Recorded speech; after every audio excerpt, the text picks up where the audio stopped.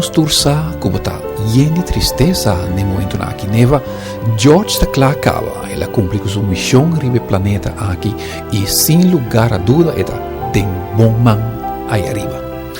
Durante o dia que passa, meio de comunicação intersimman a transmitir e publicar recuerdo de George. Pues a mí lo quiero hacer de una otra forma.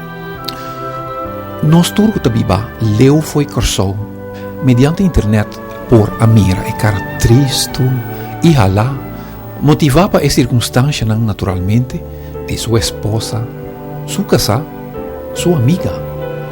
Pues agora aqui neva me vai tratar de pôr sorrisa de mais que 30 segundos riba a cara e a la vez mostra mundo gente quem e como tabata e amável esposa de George Williams.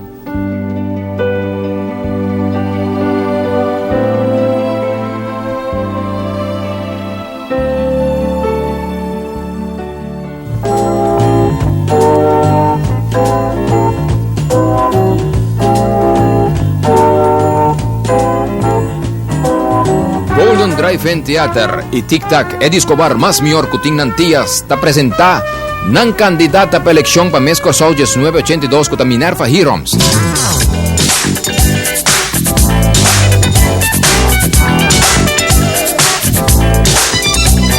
Elegancia, estilo e aparência. Suave nanta tennis, ski, pinta e baila. Su medida nanta 32, 27 e 36.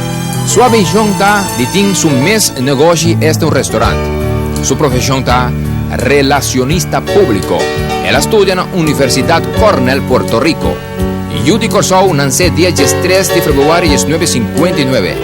Minerva, melhor conhecida como Neva, está invitando o pueblo de Corsol para vir apoiar o dia 8 de maio em certamen de Mês Corsol. Caminda e trabalha como representante de Tic Tac e Golden Drive-In.